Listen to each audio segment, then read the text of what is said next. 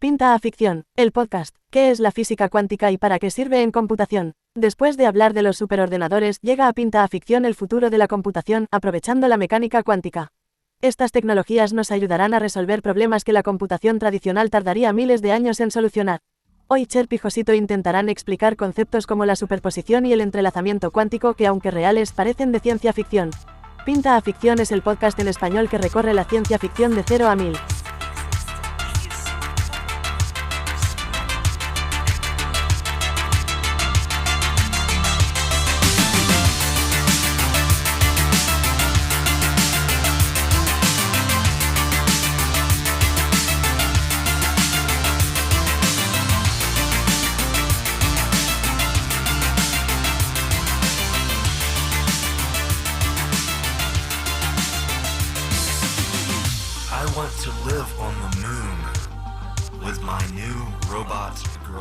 Hola, buenos días, buenas tardes y buenas noches nuevamente. Yo aquí tendría que responder con una distribución probabilística entre el buenos días, el buenas tardes y el buenas noches y definir en qué estado que son estoy. ¿Buenas o no son buenas? Hoy vamos a hablar de la computación cuántica. Ya hemos hablado en el último capítulo, estuvimos tratando la supercomputación, esos monstruos que hay a lo largo del mundo haciendo cálculos infinitos y a toda pastilla. Y hoy vamos a hablar del futuro. Sí, entonces, retomando el último capítulo, para que nos quede claro, teníamos unos y ceros, bits. Bit, bit, bit, bit, bit, bit. Exacto, entonces eran las válvulas que teníamos al comienzo, las puertas abiertas y puertas cerradas que explicamos, y esa era la capacidad computacional que se medía en bits. La capacidad de un ordenador de decir sí y no. Y con eso se hacía todo. Y luego con esas operaciones hacíamos la medición, o sea, medíamos lo potente final, que era con los flops. Sí, por eso el lenguaje es 1 0 1 0 0 0. Binario. Binario, exacto. Pero aquí ahora no estamos en binario. Vamos a ver. Bueno, voy a leer una frase que dijo Richard Feynman, Nobel de Física del 65, que es uno de los padres de la computación cuántica, y en los años 80 dijo: creo que puedo decir con seguridad que nadie entiende la mecánica cuántica. Sí, es una frase que leyendo un libro que decía: el que cree que entiende la física cuántica no la entiende. No la entiende, efectivamente. Porque justamente una de las premisas es que no se puede entender. No. Para tú poder comprender, sí, no puedes entenderla. No, de hecho, aquí ya hemos hablado alguna vez del tema de relatividad y la mecánica clásica y cómo hemos dicho que no, la mecánica cuántica y la clásica todavía no se han podido unificar. ¿Por qué? Porque es muy complicado y sobre todo en el tema de la gravedad. Pero la mecánica cuántica a nivel de computación tiene una gran aplicación. Y hoy vamos a desvelar cómo se hacen esos cálculos. Ahora, antes de empezar con los qubits, recuerdo un capítulo de Futurama, que es una de las series que me encanta porque utiliza mucha ciencia ficción, sí, y mete muchos clichés basados en ciencia. Y en un momento el robot veía ceros y unos y tenía una pesadilla, ¿no? Bender. Sí, Bender. Y dijo, un momento dijo, tenía una pesadilla horrible. Habían ceros y unos, y creo que vi hasta un 2. Claro. Sí. Entonces, en ese sentido, ahí vamos, donde la física cuántica empieza. Ya no tenemos una puerta que es blanca o negra. No. Tenemos una puerta que puede ser de muchos colores. Sí. Al mismo tiempo. Pues entre el 0 y el 1, al mismo tiempo, sí, es de todos los colores a la vez. Exacto. Entonces, para que nos entendamos, ¿cuál es un número infinito? ¿Cuál es? La cantidad de números y espacios que hay entre el 0 y el 1. Claro, porque los números reales son infinitos entre el 0 y el 1. Entre el 0 y el 1 puede haber 0,00001, 0,0002. Y eso es infinito. Exacto, entre el 0 y el 1 es infinito. Entonces, para que nos entendamos, utilizamos esto. Sí. Segundo, no podemos decir que hay ceros y unos, realmente. No, porque son cualquier estados. Momento, sí, en cualquier momento están en todos los estados hasta que lo medimos. Y veremos cómo eso define mucho las problemáticas y también la potencia que tiene la mecánica cuántica y la computación como cuántica. Los géneros fluidos. Dependiendo del momento, eres uno u otro. Vale. Entonces, veremos cómo en el contexto en el que la tecnología y la digitalización cobran cada vez más importancia, porque son motores de la economía global y eso se ha demostrado, la llegada de la computación cuántica puede convertirse en un catalizador que va a ser clave junto con la Sí, IA. porque tendremos que explicar para qué sirven, porque no sirven para todo. No. Y además, la capacidad, la potencia que tienen y por qué tienen tanta potencia. De hecho, en este caso vamos a ver cómo lo que vamos a utilizar son combinaciones de ordenadores clásicos y ordenadores cuánticos, ¿vale? Vale, pero empecemos. Esto no es de ahora. No, Esto no, viene no. de lejos. Vamos a ver de dónde viene esto Algo de la mecánica cronológico. cuántica. Sí. Estamos en el siglo XXI y creemos que esto es nuevo. Y esto es mentira. Las teorías se fundaron hace mucho tiempo. No, igual que la IA, que tampoco es nuevo, aunque estemos todo el día hablando de ChatGPT, pues esto lleva muchos años. Entonces, la física cuántica es una de las mayores revelaciones que tuvimos en el siglo XX y nos permite observar fenómenos que a menudo parecen desconcertantes. Ya hemos visto el tema del entrelazamiento, la superposición, los definiremos en concreto, pero van en contra de la intuición que tiene nuestra propia experiencia, porque estamos en un mundo en el que lo que rige y lo que vemos es la mecánica clásica, es la gravedad, es el electromagnetismo. ¿El sí o el no? Sí, bueno, y fuerzas Sí, que porque controlamos. ¿Tú estás vivo, sí o no? Y cosas que vemos, o que vemos los efectos, mientras que la mecánica cuántica en este caso, pues no es fácil de ver, porque es tan pequeñita que no la vemos normalmente. Entonces, Yo por eso tengo la duda. nos rompe. Yo creo que Max Planck en esa época tenía que meter opio o algo por el estilo. Algo hacía ese hombre, pero Porque a ver. no es normal de que tú pienses primero a nivel cuántico, Ujú. o sea, no atómico, porque para nosotros ya lo atómico es más o menos normal, pero a nivel subatómico Sí. pensar en partículas que sí están o no están. Hay que decir que Max Planck, yo creo que se le puede considerar bueno, y ahora ya el abuelo, ¿no? De la mecánica El tatarabuelo. cuántica. Sí. Pero hay que decir que en 1900 la teoría cuántica de Planck introduce la idea de la cuantización de la energía. Y esto marca el nacimiento de la física cuántica, de todos los cálculos que se hacen.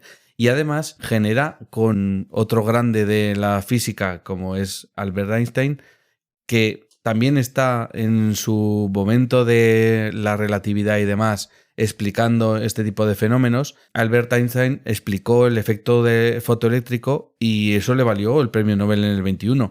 Este trabajo fue crucial también para el desarrollo de la mecánica cuántica, pero Max Planck y Einstein siempre tuvieron sus dimes y diretes y de hecho Einstein le jodió mucho, dicho así en plata, haber dicho muchas cosas sobre la mecánica cuántica porque luego intentaba rebatir lo que Planck decía, porque a él no le cabía en la cabeza, entre comillas, cómo se comportaba o sea, eso le destrozaba su mecánica clásica. Claro, porque él trata de explicar una cosa y el otro otra que se negaban mutuamente, pero eso fue bueno porque la competencia generó que cada vez hubiesen más teorías que al final después se mostraron. Y también más científicos, como por ejemplo Heisenberg, que formuló la mecánica cuántica matricial y que es el padre del principio de incertidumbre de Heisenberg, que es muy, muy útil en este caso. También Schrödinger, Schrödinger, con su ecuación. Con el gato. Bueno, el gato es una simplificación. Es una anécdota, ¿no? Es una anécdota. Realmente, pero a ver, todos hemos... Ese experimento nunca se hizo, por supuesto. No. Que quede claro. Pobre gato. Y segundo, él lo propuso como una forma de explicar por qué no se podía entender la física cuántica. Porque él lo explicaba diciendo, si metemos un gato que está vivo en una caja y dentro de la caja ponemos un radioisótopo que será liberado cuando los números van saltando con un cronómetro que salta de forma aleatoria. Sí. Entonces tú no sabes qué porcentaje hay de 50 y 50% para si está vivo o muerto. Entonces ahí viene la parte fundamental de esos ordenadores cuánticos. Mientras la caja esté cerrada, tú no sabes si el gato está vivo o muerto. Es decir, mientras no miras... Claro, no se resuelve la duda, que la incertidumbre. Eso es. Entonces, cuando tú abres la caja y dices, ¿está vivo o está muerto? Me encanta porque hay una camiseta que tiene mi hijo que está un gato saliendo de una caja y dice abajo, dile a Schrödinger que estoy vivo y voy a por él. Luego otras cosas tan locas como la paradoja EPR y el entrelazamiento que en este caso formularon Einstein, Podolsky y Rosen, que representa la paradoja EPR, y que es un fenómeno del entrelazamiento cuántico y que hemos visto en pelis como por ejemplo la saga de Thor, porque el puente... El puente del arco iris que llaman ellos. Es esto. Es esto, es la explicación física. Es la explicación física del puente Rosen-Einstein-Podolsky. La pregunta es la siguiente. Yo entiendo que hay un entrelazamiento cuántico entre dos átomos, Sí. entre dos partículas subatómicas. Cuando una vibra, no importa la distancia, la otra vibra exactamente al mismo tiempo. Igual, aunque esté a... Sí, a millones de años luz. Eso es. ¿Cómo haces que estén entrelazadas? Bueno, pues yo tampoco lo sé. O sea, si buscas respuestas en mí, encontrarás algunas, pero todas no. No, pero, o sea, el concepto que nosotros tenemos cuando éramos una población en 1900, pensamos en comer y sobrevivir. Sí. Cuando llegó el 2000, pensamos en ordenadores y saber cómo funcionan los ordenadores, ¿sí? Cómo se enciende, se apaga al control switch para reiniciarlo, cómo funciona todo. Ahora hemos pasado de entender el tiempo, que es algo lineal o algo constante, un flujo constante. Y que está entrelazado con el espacio, como hemos visto con la relatividad.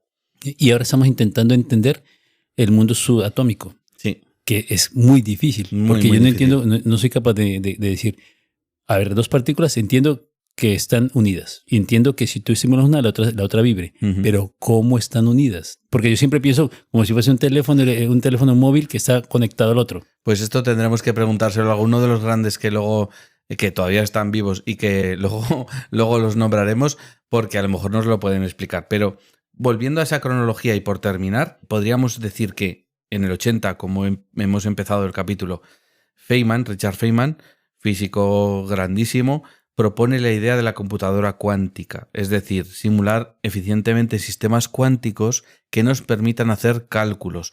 Y eso da el pistoletazo de salida a la computación cuántica. Y la parte, el secreto de la frase no es sistemas cuánticos. El secreto de la frase es eficientemente sistemas cuánticos. Efectivamente. Y eso lo trataremos después porque es difícil hacer eficiente un sistema cuántico de forma artificial. Luego, bueno, pues ha habido una serie de algoritmos. Una vez se formula la idea de una computadora cuántica, claro, ¿qué es lo que trabaja? ¿Con qué trabaja una computadora cuántica? Con algoritmos. Pero los algoritmos cuánticos no son iguales que los de la informática binaria. Claro, que las redes neuronales. Son mucho más complejos y esto hace falta pues un desarrollo muy grande. Sí, entonces, porque hay dos muy famosos. Haciendo la comparación para que entendamos. Los superordenadores actuales que utilizan redes neuronales, o sea, imitando una red neuronal del cerebro humano, más o menos, simplificando, dicen, te muestro una imagen, ¿es gato o perro?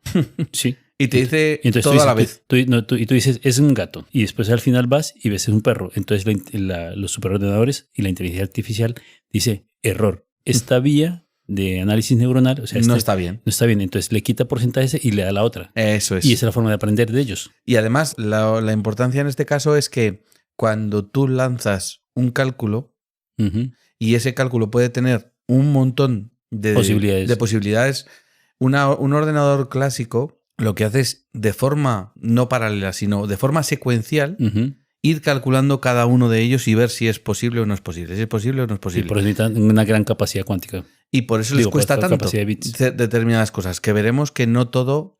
Claro, los ordenadores cuánticos... Entonces, si tú tienes, por un ejemplo, si tú tienes una pregunta que tiene no solamente una y dos soluciones, sino que tiene, digamos, 50 soluciones. De esas 50 soluciones, necesitas 50 bits para intentar solucionarla en paralelo. Mientras que aquí solamente necesitas un quantum. Uno, porque los resuelve toda la vez. Al mismo tiempo. Dice, pues es como la película, ¿no? Sí, pero esa es la grandeza, en este caso, de los ordenadores cuánticos, que son capaces de resolver determinados problemas específicos, ¿vale? No valen para todo, pero lo hacen muy rápido. Entonces veremos cuáles son esos problemas, porque hay algunos que lo resuelven muchísimo más rápido que un ordenador tradicional. Porque es exponencial. Un superordenador tradicional, hay algunos de estos problemas que tardaría 10, 20 años en resolver con su capacidad de computación al máximo, mientras que un ordenador cuántico lo puede resolver en un segundo. Sí, entonces ahí voy donde voy yo. Los seres humanos no somos capaces de hacer lo que nuestra calculadora Casio de los años 80. Ahora no podemos, los superordenadores, el ser humano no puede hacerlo. Sí. O sea que ya los ordenadores cuánticos se nos van de la raza humana. O sea, el cerebro humano es un adorno, porque los hemos creado, pero es un adorno puro. Sí. A ver, hay una frase que leí hace poco preparando el capítulo que me encantó, que es que hay gente que dice que la diferencia entre un ábaco y un ordenador actual es menor que la que va a haber entre un ordenador actual y un ordenador cuántico. siempre y cuando, y esto lo añado logremos logremos generar ordenadores cuánticos con suficientes qubits y les demos unos problemas para lo que son mejores, para lo que tienen unas capacidades mejores que un ordenador tradicional, ¿vale? Por ejemplo, manejar grandes cantidades de números inmensos. Vale. Para eso serían buenos porque ellos pueden manejarlo mejor que los ordenadores actuales. Y sobre todo la factorización de números es una de las cosas que hacen muy bien porque lo hacen todo a la vez. Como hemos dicho, en lugar de ir uno tras otro de forma secuencial, lo hacen todo a la vez. Pero a mí me gustaría ahora introducir cuáles son los ordenadores cuánticos que existen ahora o cuáles son los más reconocidos o las empresas que más están trabajando en este tema y bueno, y luego ver un poco qué tecnologías o qué cuestiones son necesarias para que exista un ordenador cuántico. Claro, a ver, para que veamos la importancia de los ordenadores cuánticos, voy a poner un ejemplo simple. Tú imagínate, ahora todo es tecnológico. Toda la banca a nivel mundial es tecnológica y tienen sistemas de seguridad muy, muy fuertes, que son a prueba de superordenadores, en teoría, porque tienen claves de encriptación de 3 o 4 fases. Llámese criptografía. Exacto. Pues un ordenador cuántico sería capaz, si el que logre hacer un ordenador cuántico en condiciones, sería capaz de romper todas estas barreras en cuestión de segundos, entrar a los bancos mundiales y robar miles de millones y irse sin que se enteren. De hecho, este es uno de los riesgos que tiene la computación cuántica, pero hay que decir que ya se están desarrollando criptografía post-cuántica. Para intentar frenarlo. Porque claro, esto es un riesgo que ya se prevé. Por eso estamos hablando, por eso te digo que las empresas como IBM y Google es cuestión de pasta. Esto es dinero. No estamos hablando por el bien de la raza humana. No. O sea, igual que los superordenadores los utilizaban para investigar. Bueno, y esto COVID, también. Sí, pero investigar el COVID y buscar soluciones al cambio climático y todo. En este caso, es más importante el dinero. No. Yo creo que hay de todo, ¿no? Entonces, por centrar un poco el tiro, ¿cuáles son, desde mi punto de vista, las dos empresas, como has dicho tú, que están apostando o que están trabajando más en el tema de la computación cuántica? Sobre todo, desde mi punto de vista, una de ellas. Son IBM y Google, ¿vale? Es verdad que Google tiene su Quantum AI y que está avanzando en la computación cuántica, que tiene un ordenador cuántico, pues bueno, yo creo que son un par de cientos de qubits, que está desarrollando herramientas para que se superen estas capacidades clásicas y que poco a poco están demostrando que de forma experiencial cómo es posible reducir esos errores que veremos que se producen cuando aumentamos el número de qubits. Pero la pregunta es, ¿cuál es la escala comparativa entre bits y qubits? Ya, a ver, la escala comparativa es que cuando yo trabajo con un ordenador clásico necesito, como has dicho tú, una serie de bits para resolver un problema y lo hago de forma secuencial. Mientras que un qubit, o sea, un ordenador que tiene qubits, cuando añado cada qubit es 2 elevado a n. O sea, si yo tengo un ordenador con un qubit es 2 elevado a 1, 2. Si tengo un ordenador con 2 qubits son 2 elevado a 2, 4. Si lo tengo al cubo, pues 8. 16, IBM 32, 64, 128. Pero IBM y eso es exponencial. Plantea lanzar el procesador Condor con 1121 qubits. De hecho, ya lo ha lanzado. ¿Vale? ¿Y eso es? Y eso es, pues no lo sé. Porque es casi infinito. Sí, ese es el tema. Pero aún así, aún van a seguir, porque de hecho, aquí lo que están viendo es cómo es difícil aislar qubits unos de otros y también eliminar los errores que se producen. Porque se producen errores a la hora de medir, ¿vale? A la hora de ver en qué estado cuántico está cada qubit. Entonces, ¿qué es lo que están haciendo ahora en IBM? Y de hecho tienen un camino de aquí a 2033 en el cual plantean que paralelizando procesadores cuánticos o qubits cuánticos, poniendo como se hacen los superordenadores que comentamos el otro día. Tarjeta gráfica, sí. Sí, igual. Han desarrollado uno que es el Heron, que se puede paralelizar. Tiene 133 qubits y esto se puede poner en teoría, uno al lado del otro. Y esto es lo que puede hacer a futuro que tengamos ordenadores, y esto es lo que plantea IBM, con miles de qubits. Y entonces es cuando vamos a ver la realidad. La potencia. Claro, ahora tenemos un problema. Es cómo se hace un qubit, ¿no? ¿Cómo definimos una partícula? Tenemos una partícula. ¿Cómo eres capaz de observar una partícula, dejarla suficientemente quieta, porque es una partícula subatómica, un átomo o un electrón? O un ión. O un ión, dejarlo suficientemente quieto para poder manipularlo en diferentes estados y que no se mueva. Pues lo tienes que aislar y tienes que hacer que se quede quietecito. Entonces, ¿cómo lo dejamos quietecito? Pues los ordenadores cuánticos están enfriados porque parecen neveras colgadas del techo, neveras cilíndricas colgadas del techo. ¿Y por qué se enfrían? Porque la física de las partículas dice que cuanto más fría está una partícula, más quietecita está. Entonces, ¿qué hacemos? Pues intentar llegar al cero absoluto, que en este caso es menos 273 grados centígrados o 0 Kelvin. Cuando conseguimos esto, la partícula se queda quietecita. Se deja mover. Y se deja mover. Está ahí. Y ese es uno de los problemas fundamentales de los ordenadores cuánticos, Claro. que no podemos todos tener.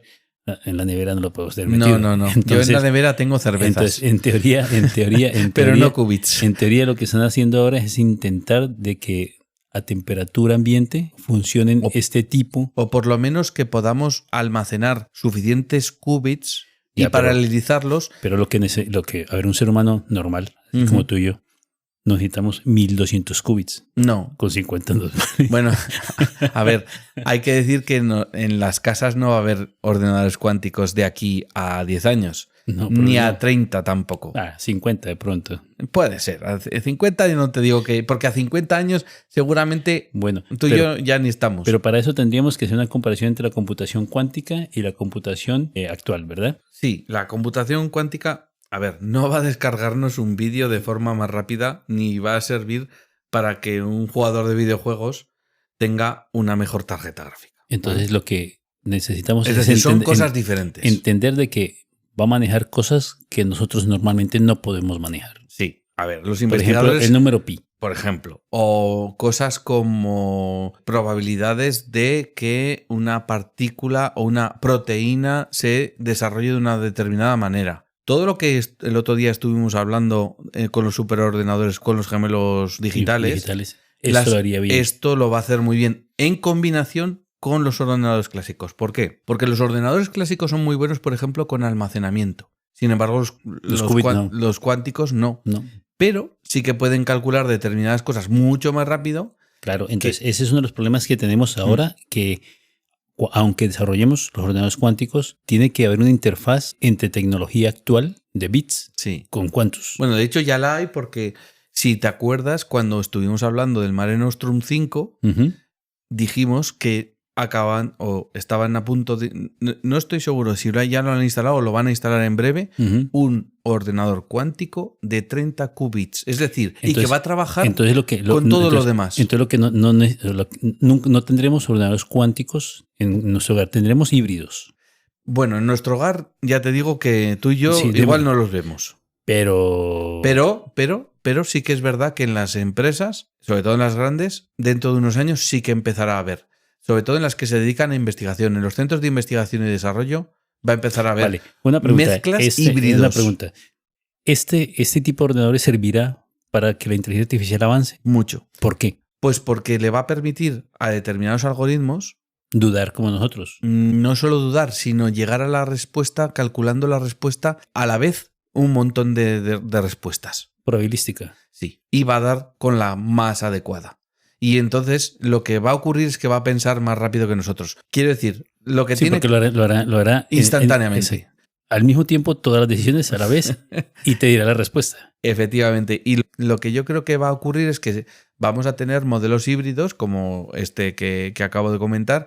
Entonces va a haber ordenador clásico, pero quiero decir un superordenador clásico. Y al lado va a haber un ordenador cuántico para resolver determinadas partes de los cálculos. Con demasiados números. Para lo que son específicamente bien diseñados los ordenadores cuánticos, como por ejemplo la factorización de números o cuando una determinada situación depende de un montón de probabilidades, pues eso lo van a hacer muy bien. Sí, de todas estas tareas, dime cómo se calculan los cálculos de puntos flotantes o qué es. Vale, a ver, los cálculos de punto flotante los vimos un poco en el capítulo de superordenadores y lo que hacen los ordenadores actuales es que hacen cálculos en coma flotante que se llaman, que son números racionales, es decir, números con coma. ¿Qué ocurre? Que cuanta más potencia dijimos que tenía un ordenador normal, más cálculos puede hacer de este tipo por segundo, ¿no? Vale. ¿Qué ocurre? Que esto no es para lo que está preparado un ordenador cuántico. Un ordenador cuántico está preparado para calcular probabilidades. Son cosas diferentes. Por eso quiero decir que nadie piense que un ordenador cuántico, que los ordenadores cuánticos van a sustituir a la computación normal. No.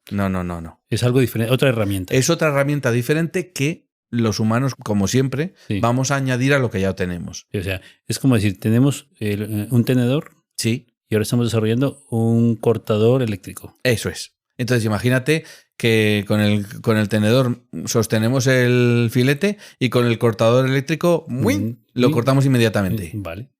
Bien. Entonces vamos a acelerar determinados procesos que la computación normal le cuesta mucho y con una cuántica lo vamos a hacer muy rápido. Entonces van a ser dos sistemas que se van a entender unos con otros para trabajar conjuntamente.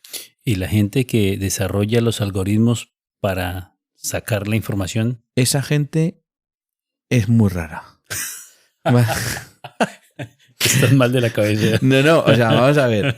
Es que mientras que un algoritmo matemático basado en la mecánica clásica y en la computación clásica, pues ya están muy desarrollados, porque llevamos mucho tiempo. Más de un siglo. Llevamos más de un siglo desarrollando algoritmos para computación.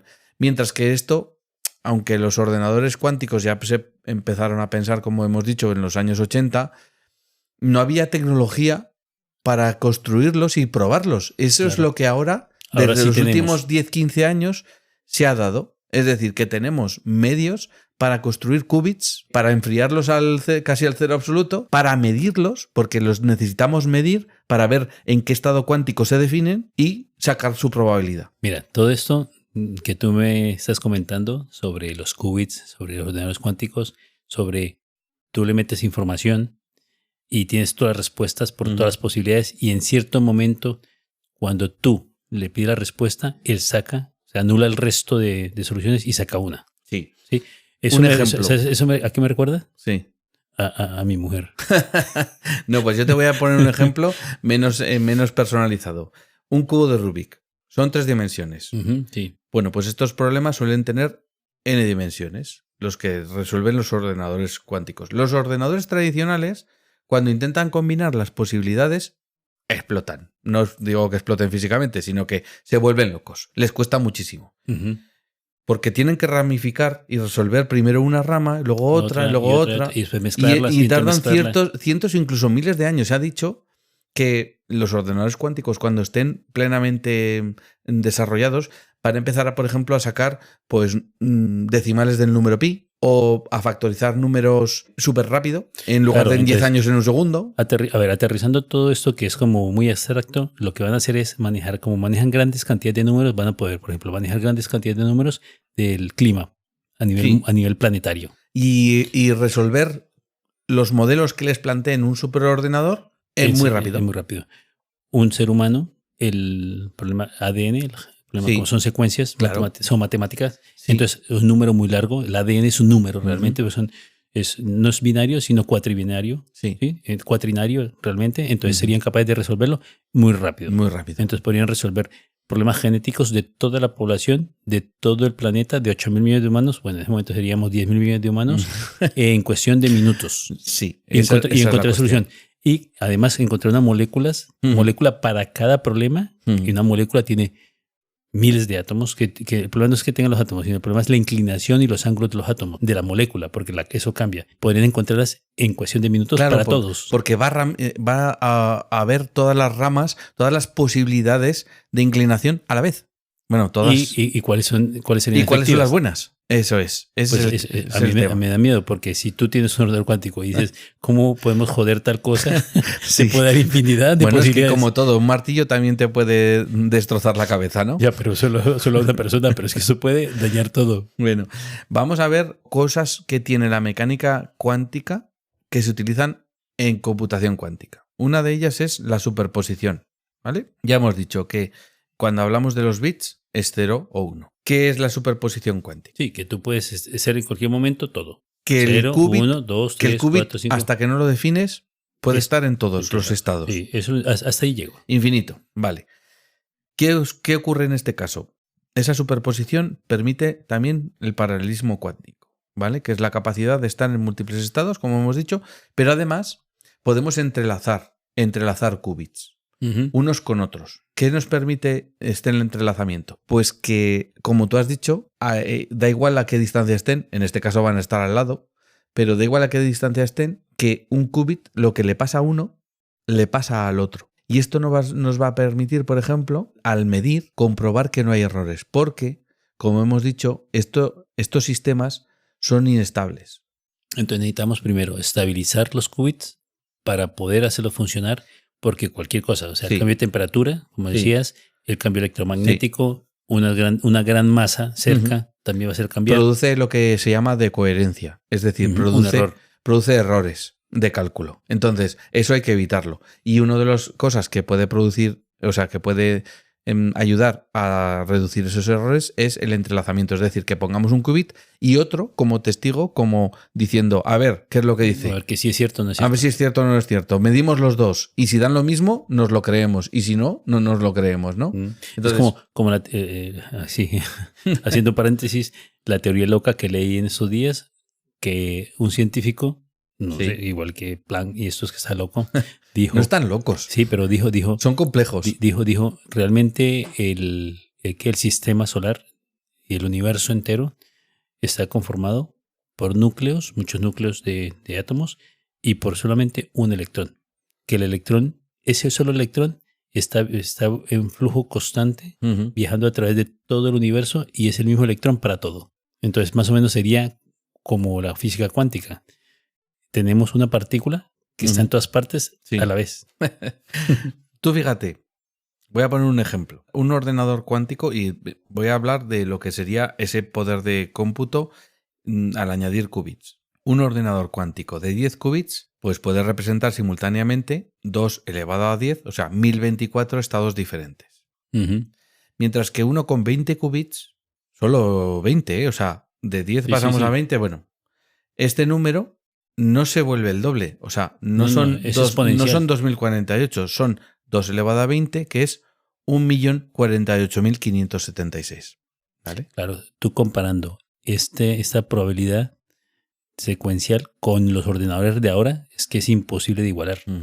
Entonces, como decíamos, no se trata solo de añadir qubits, sino de que no se produzcan errores, pero cuando añadimos qubits, estos hacen que podamos calcular muchas más cosas. Y la cuestión aquí es que lo que tenemos que hacer es... Pero entre más qubits, más probabilidad de error. Sí, entonces hay que mantener su estado sin errores. Y además tenemos que ser capaces de realizar operaciones con ellos de manera precisa con puertas cuánticas, igual que los transistores, o sea, los microchips actuales de binarios tienen puertas lógicas, lógica de Boole, que el otro día comentamos, el AND, el OR y el NOT, pues aquí puertas cuánticas. Y eso, introducirlo en algoritmos. Entonces los algoritmos, como hemos dicho, son mucho más complejos. Yo te diría que estas dificultades que tiene es lo que está frenando el desarrollo. Claro, añadir cada... el problema es a nivel de hardware. Sí, añadir cada... Y bueno, y también de software, porque desarrollar los algoritmos cuánticos que sean capaces de utilizar óptimamente estos nuevos aparatos, claro, porque son muy complicados. Ver, sería una putada tener un ordenador cuántico que le digas 1 más 1 es 3. ¿Qué ocurre? Sí. Entonces necesitamos un algoritmo cuántico que le diga no, 3 no. El porcentaje que nosotros necesitamos en este mundo real que tenemos nosotros para que sea comprensible tiene que ser 2. Vale, entonces, ¿qué tecnologías nos va a permitir o qué cosas nos va a permitir estas nuevas tecnologías? Pues bueno, los usos que se les van a poder dar gracias a la superposición, el entrelazamiento y todo el tema de tunneling y demás de partículas cuánticas, nos va a permitir una computación más avanzada, una sensorización, utilizar la capacidad de controlar partículas elementales, nos va a permitir modelizar la propia mecánica cuántica. Es decir, nos va a permitir crear nuevos materiales. Por ejemplo, pero incluso entender mejor la propia mecánica cuántica y los materiales, como tú dices, y ya no solo materiales físicos, sino también el tema de electrones, el tema de fotones, o sea, partículas subatómicas. Saber mejor cómo funcionan. En este caso, Einstein decía que venía a ser como un efecto fantasmagórico. Entonces decía que el entrelazamiento, dice, puedo entrelazar dos partículas y luego separarlas. Y cuando muevo una, la otra también se ve afectada. O sea, nos va a permitir, por ejemplo, hacer comunicación. Ya se ha visto. Instantánea, no importa en qué parte de la Vía Láctea estés. Da igual. Da igual. Esa sería la teoría de la ciencia ficción. Imagínate que yo me llevo en una nave espacial. Un ordenador entrelazado. Un ordenador con un qubit. ¿Con uno? Sí, entrelazado con el de la Tierra y te vas a Próxima Centauri. Sí. Y puedes hablar en tiempo real con tu familia. Efectivamente. Cosas que ahora mismo parecen ciencia ficción. Porque la comunicación más rápida, por ejemplo, con la Voyager, entre pregunta y respuesta son 45 horas. O sea, son casi 2 días. Sí. Entonces, hacerlo inmediatamente implicaría poder tener información en tiempo real de cosas que están a años luz. Sí, claro, porque es que la Voyager está, no recuerdo, entre 40.000 y 60.000 kilómetros por hora, sí, que es una barbaridad de velocidad. Sí. Y ya está en el espacio. Sí, están las dos, la 1 y la 2, que van hacia diferentes sitios. Realmente están a 8 horas luz. Claro. Está muy cerca. Están hablando a nivel de luz, está muy cerca. Sí, pero lo que pasa es que no transmiten con luz, transmiten con otras ondas que van más lentas. Entonces, ¿qué ocurre? Que entre que yo le hablo y me responde son 45 horas. Ahora mismo la Voyager 1 tiene un problema dentro de su programación y pues a lo mejor les cuesta meses solucionarlo. Sí lo solucionan, porque claro, está muy viejecita. Pero también el hardware. Es que está muy viejecita. Eso es como haber mandado a nuestro perro y decirle, a ver, tú tira para la izquierda.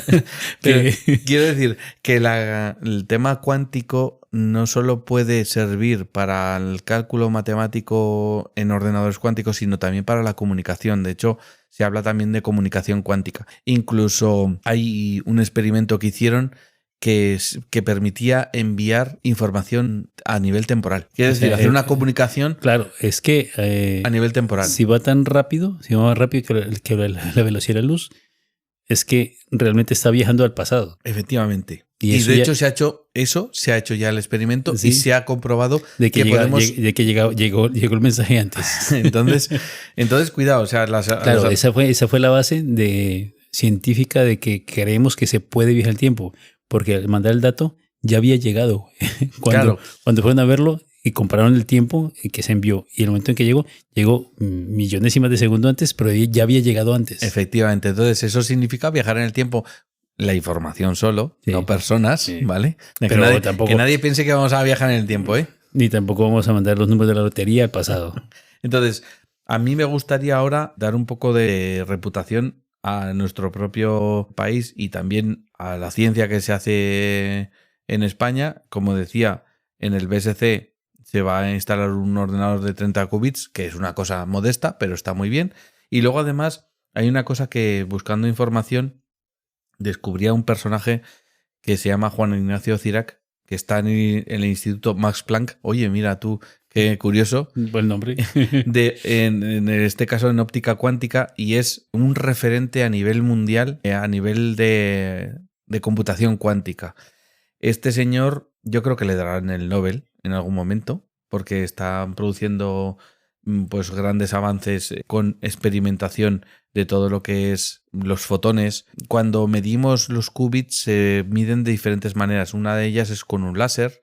Bueno, pues este señor está haciendo investigación en ese sentido. Y también me gustaría, como hemos dicho, hay comunicaciones cuánticas punto a punto que seguramente las vamos a utilizar en algún momento del tiempo. Cuando esto lo tengamos más desarrollado, entrelazaremos 2 qubits y podremos hacer pues comunicación instantánea, ¿vale? Pero ya no estoy hablando de dentro de la Tierra, sino pues por ejemplo cuando establezcamos por ejemplo una base en Marte. Sí, ¿vale? Eso es, ahí la ciencia ficción fallaría, porque lo que supuestamente hacían en los libros de ciencia ficción y las películas es generar un micro agujero de gusano para comunicarse y así mandar información en tiempo real. Pues no, esto va a ser de verdad. Esto va a ser mucho mejor y de verdad. Entonces, La computación cuántica va a impactar en áreas como las finanzas, la ciberseguridad, como tú has dicho, porque evidentemente la criptografía se tiene que adaptar, porque si no tendremos un problema. Cuestiones de la biomedicina, como has dicho. Sí, será ideal. Pero todo esto que tenemos ahora es como un paso previo a la ciencia ficción pura. Sí. Que sería lo de, a ver, Isaac Asimov, todo lo que hizo Isaac Asimov se enmarcaba en la posibilidad de crear un cerebro positrónico. Sí. Que es casi esto. Bueno, a mí me gusta la palabra positrónico, habla de que son... En lugar de electrones, son positrones. Son positrones, pero bueno, aquí son electrones o son iones lo que medimos. Entonces, igual que en Yo Robot, ¿te acuerdas la película Yo Robot de Will Smith? Que estaba la robot, porque era una inteligencia artificial, y había un cubo espectacular que tenía positrones también. Sí, sí, sí. Entonces, igual que en El Hombre Bicentenario, que también tenía un cerebro positrónico. Robin Williams hizo un cerebro positrónico y él quería que lo reconocían como humano y no lo reconocían porque un cerebro positrónico en teoría es infinito, viviría para siempre y aprendería para siempre. Para siempre. Entonces, si tenemos un cerebro positrónico con una cantidad infinita de qubits, podría ser un ente humano que aprendería como nosotros y al final dejaría de ser humano porque se volvería un ente casi eterno. Sí, a ver, aquí la cuestión es que cosas como hemos visto en la computación clásica que tienen que ver con la miniaturización, aquí son más complejas, y también con la construcción de qubits. Date cuenta que para construir un qubit hay diferentes técnicas. Una de ellas sería coger un ión y encerrarlo en un campo magnético y con frío y el campo magnético lo mantenemos quietecito, controlado, para poderlo medir. Lo vamos a medir siempre, normalmente lo vamos a medir con un haz de luz, con un láser o con una cosa similar. O también podemos construir un qubit con semiconductores. Igual que construimos transistores, pues podemos construir un qubit y imaginaros una forma de aspa, un semiconductor como un palito, entre medio una capa de óxido y otro palito haciendo una cruz. Bueno, pues eso es la forma que hoy en día, si lo miras con un microscopio, porque esto hay que mirarlo con un microscopio, veríamos un qubit. Entonces, eso electrónico. Sí. Entonces, eso, miniaturizarlo es muy difícil. Y mantenerlo estable. Y mantenerlo estable. Y fresquito, ¿vale? Si metemos ahí una birra... Yo estoy empezando a pensar que vamos a hablar con IBM para que deje los qubits al lado, pero que la nevera nos la traiga. Y que no le enfríe. Entonces, sí que hay que decir que buscando información para este capítulo, no hay libros, películas y demás que hablen sobre computación cuántica, porque... Es algo tan nuevo. Sí. Es algo tan nuevo que yo creo... A ver, nos hemos enfocado mucho, o los que escriben ciencia ficción se enfocan mucho en los libros actuales y del pasado que hablan de ordenadores. Y nos imaginamos ordenadores grandes o transistores o muy avanzados. Sí. Pero yo creo que la física cuántica se sale tanto de nuestro pensamiento que la gente no ha sido capaz de imaginarlo. Yo os diría una cosa. Hace ya un tiempo, pues 2-3 meses, me leí un libro, porque a mí estos temas siempre me han interesado. No solo por el tema del podcast, sino porque me parecen interesantes. Y claro, pues como esto es una cosa tan compleja el libro para... Yo me leí un libro que se llama ¿Cómo explicar física cuántica con un gato zombie? Es un libro juvenil, ¿vale? O sea, es un libro para adolescentes. Pero lo que me gusta de este libro es que con una historieta explica conceptos de la física cuántica que se aplican a la computación cuántica, como son la superposición y el entrelazamiento, de una forma más o menos sencilla para que todo el mundo lo entienda. No es un libro de ciencia ficción, sino que es narrativa, pero yo se lo recomiendo a todo el mundo. Cómo explicar física cuántica con un gato zombie, ¿vale? Es un libro de no ficción y, bueno, pues está en el número 1 de los más vendidos de física para jóvenes. Entonces, si tenéis algún chaval o una chavala que quiera entender la física cuántica, este es un recomendado. Y si sois mayores y también os interesa, pues yo os diría que es, quitando la parte de que es más tirando a juvenil, es muy divertido. Mira, en el 2019 también el MIT sacó un de Chris Bernard, creo que se pronuncian, Computación cuántica para todos. Es un libro bastante interesante porque explica esto para que todos lo entendamos. Otro que me parece más divertido es de Robert Sutor, que es Bailando con Qubits, que es cómo funciona la computación cuántica y cómo puede cambiar el mundo. Vale. Claro, todo esto es explicado para que nosotros entendamos. Ujú. Porque entender la frase bailando con qubits me parece muy, muy acertada, porque es como bailar con ellos, Sí, porque sí, no, sí. no están en un solo lugar. Sí. Y por último tengo la computación cuántica, un enfoque aplicado, Ujú. que es otro libro también de 2019, que es para intentar, este es un poco más serio, intentar entender a nivel matemático cómo sería. Estamos hablando de libros de divulgación porque de ciencia ficción Claro. no hay. Pero es que primero tienes que divulgarlo Sí. para que la gente lo entienda y lo aplique Si interese. a la y- ciencia ficción, Sí, a a las lo que sea. historias, Sí. y de ahí partamos. Ujú. Porque Sí. es que es una línea tan diferente a la ciencia ficción que conocemos que nunca lo habíamos pensado. Y luego, en cuanto a películas, sí que hemos tenido últimamente ejemplos del tema de mecánica cuántica, de física cuántica, dentro de la saga Marvel. Tenemos las historias de Ant-Man, De Quantum Manía. Quantum Manía. Sí, y la verdad es que hay una parte cuando él ve el universo cuántico en donde una molécula se queda observándola y cambia de fase. Sí. Y son todas las fases en el mismo momento. Verde, roja, azul, es un triángulo, es un cuadrado, es una nube, todo cambia. Y luego, cuando también él intenta resolver un problema, se multiplica. Claro, él Es una explicación gráfica. muy gráfica de lo que hemos intentado sí. decir aquí cuando se ramifica. Él aparece en el mundo cuántico Ujú. y tiene un problema. Sí. Y tiene que ir a un sitio. Pero no puede porque a medida que va caminando se divide. Sí. Y como los qubits. Son como ramificaciones van de apareciendo, un camino. Sí, y miles, y que está recorriendo. Y es exponencial, porque no son 2 ni 4, sino No. son 16, 32 y así infinitamente, y se van Sí. multiplicando a nivel exponencial Blup, blup, y blup, llegan blup. a ser millones. Y son Efectivamente. millones incoherentes. Incluso hay uno que es un panadero, que es el mismo, pero un panadero. Hay otro que es él, pero es autista. Es él, Ujú. sí. Entonces, ¿qué ocurre? No puede llegar a su sitio, al sitio que quiere, porque son tantas posibilidades que no Ujú. se puede mover. Pero todos tenían un objetivo, Sí. que era salvar a la hija. Que es resolver un problema. Al Exactamente. Y al final resolvió ese problema, todos los posibles él. final. Llegaron a la misma Conclusión. solución.